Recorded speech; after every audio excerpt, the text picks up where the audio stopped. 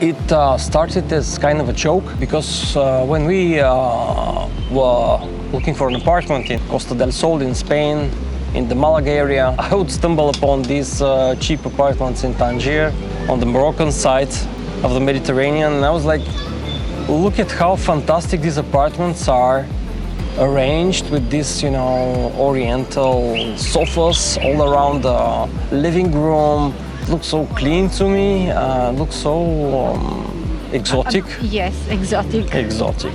And I was like, should I talk to her about that? Because she was like, totally no outside of the European Union. Because of different reasons, because you feel more secure, because you have this car that you can use. Mostly because when you have a 2-year-old child, it's better if, If you have small children, it feels like safer. But here in Morocco, you can get a professional medical service as well. Of course, it will cost you. But there are a lot of private offices here of doctors that can offer you different kinds of help. There are pediatricians. There are all kinds of different offices I could notice when we walk around in the area. It's quite well arranged. It reminds me pretty much of Spain, and I think that Morocco is trying to be like Spain, and they are on their way, I think. Morocco looks like a very well-developed country for an African country. I see that they're investing a lot. A lot is being built and a lot is building right now. The infrastructure looks not bad at all for Africa.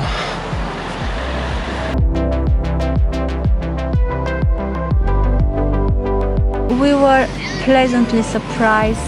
We were thinking at the beginning that as like great land we have to go to, for example, to find a store or an ATM machine. But here everything is almost like in Europe. Everything feels so comfortable and so nice, and it's on a hand reach. We have a bakery near us, open 6 in the morning, closing at midnight, and it smells so delicious all day long. Amazing Moroccan cookies and pastries. Yeah, they're mostly French, by the way. They're mostly French. That's the French patisserie. So if you are like willing to check out the French cuisine, to buy French croissants, you'll find a lot of places, and especially this one that we liked. Quality is amazing. It's very family-friendly area. The children, they love here. They have playgrounds. The beach is nearby, and the water is not as hot as I was thinking. They don't mind it, and they still want to play in the water. There is options for pools. You can pay, and there is a water park which will be open next year, and it's really a great area to have your family with you. Would you like to feel the local atmosphere? Would you like to feel the tradition, the Moroccan way, the way these people live?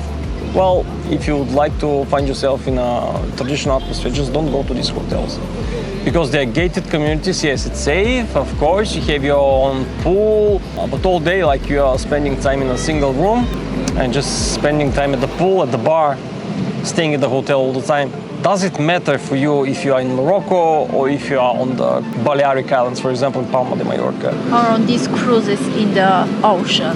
I highly recommend you to find an apartment and to be still nearby the tourist area, because there's better traffic and communication and everything. But still, if you stay in a private apartment, if you rent a private apartment, you will be immersed in the local atmosphere, and you're never gonna regret it.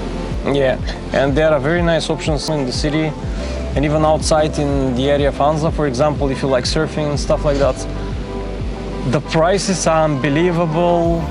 They are so cheap. You can get a whole apartment for like even for 30 euro per day. Yeah, it will be a small apartment, studio probably. We went for a 3-bedroom apartment. It would cost us around 50 euro per day, and even less when I calculate the days we've stayed. But the thing is that, yeah, it was a basic apartment. It is a basic apartment. we didn't have all the facilities we would like to have. But my parents came along with a cousin, so there was enough space for everybody. We are 7 living there right now, and that's in the very best area of the city. It's just 15 minutes to the beach.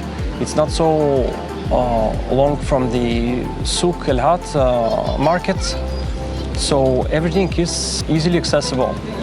Why would you stay in a hotel? Yes, it depends on your personal preferences. Of course, if you come on a trip that's booked along with a hotel, I understand that, but we would never stay in a hotel. We always like to choose the local areas where we can really submerge us in this local atmosphere.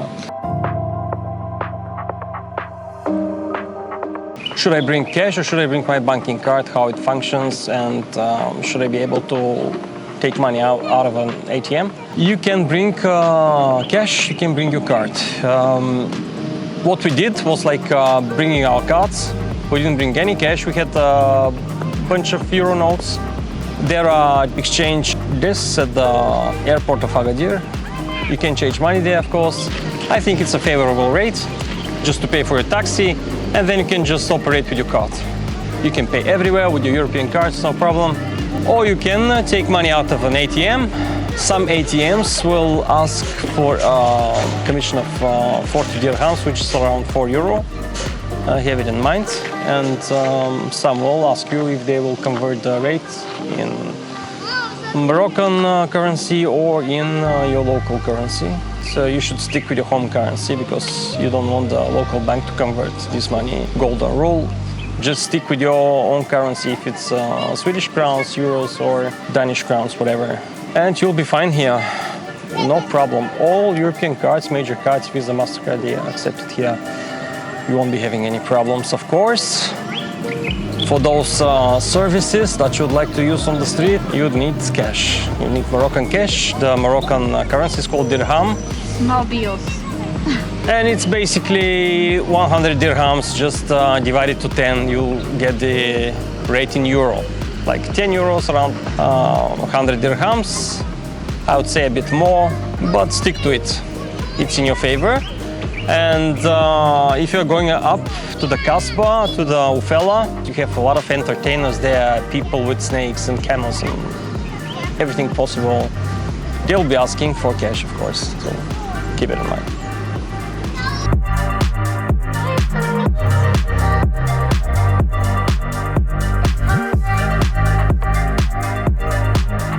And I think this is the appropriate time to tell you to not bring your drones to Morocco. Don't take a drone with you unless if you've applied for allowance to do that. You may be allowed by the authorities, but as much as I read, it's almost impossible to get allowed to bring your drone into the country unless if you're like a filming studio or a company of this sort. So don't even think about it. The moment you bring a drone to Morocco, it will be confiscated by the customs.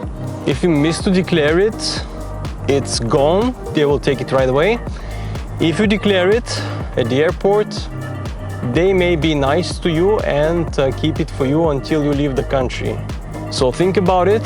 The best thing you can do, leave a drone at home.